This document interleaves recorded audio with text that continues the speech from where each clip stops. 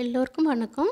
இந்த வீடியோவில் என்ன பார்க்க போகிறோன்னா, குச்சி மாதிரி நிற்கிற ரோஸ் செடி அப்புறம் மல்லிகைப்பூ செடி ரெண்டும் எப்படி நல்லா வந்துச்சு, எப்படி நிறைய பூக்கள் பூத்துச்சு, அதுக்கு நான் என்ன உரம் கொடுத்தேங்கிறது தான் இந்த வீடியோவில் பார்க்க போகிறோம். வாங்க வீடியோக்குள்ளே போகலாம்.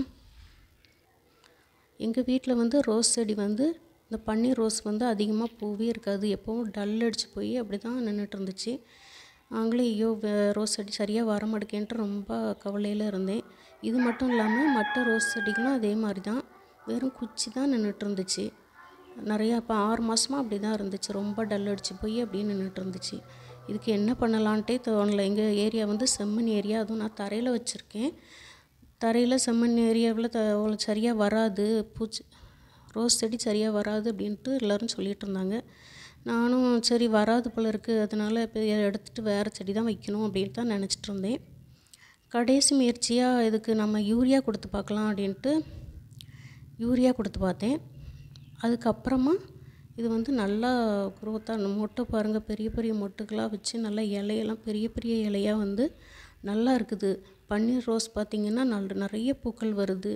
டல்லாக இருந்ததெல்லாம் இப்போ நல்லா செழிப்பாக நல்லா தளதளன்ட்டு இலைகள்லாம் நல்லா இருக்குது. இதுக்கு நான் என்ன பண்ணினேன்னா, ஃபஸ்ட்டு முட்டையோட தோடை நல்லா அரைச்சி ஊற்றிட்டு அதுக்கப்புறமா யூரியாவும் கொடுத்தேன். ரெண்டும் சேர்ந்து கொடுத்தேன். வெறும் முட்டைத்தோடு மட்டும் கொடுத்துருக்கும் போதெல்லாம் அது வரவே இல்லை. யூரியா சேர்த்து கொடுக்கும்போது அது நல்லா இப்போ நல்லா இலைகள்லாம் நல்லா வந்திருக்கு, நிறைய மொட்டுக்கள் வந்திருக்கு, பார்க்கவே ரொம்ப நல்லா இருக்குது. உங்கள் வீட்லேயும் இதே மாதிரி வெறும் குச்சி தான் நின்றுட்டுருக்கு அப்படின்னு சொன்னால் இந்த மாதிரி நீங்கள் ட்ரை பண்ணி பார்க்கலாம்.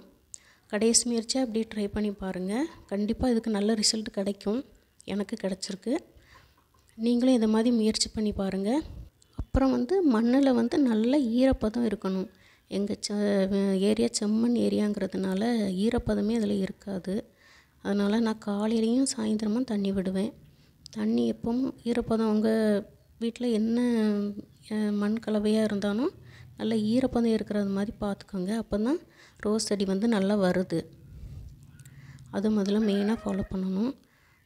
யூரியா பாருங்கள், கொஞ்சமாக ஒரு செடிக்கு எவ்வளோ யூரியா போடுறேன்னு பார்த்துக்கோங்க, கொஞ்சமாக தான் போடணும். மல்லிகைப்பூ செடி பாருங்கள் எப்படி அதை நான் கட் பண்ணி விட்டுருக்கேன். கட் பண்ணி விட்டதுக்கப்புறம் எப்படி நல்லா தளன்னு வந்திருக்குன்னு பாருங்கள். இதுக்கும் யூரியா தான் காரணம். யூரியா போட்டதுக்கப்புறம் தான் இவ்வளோ நல்லா வந்திருக்கு.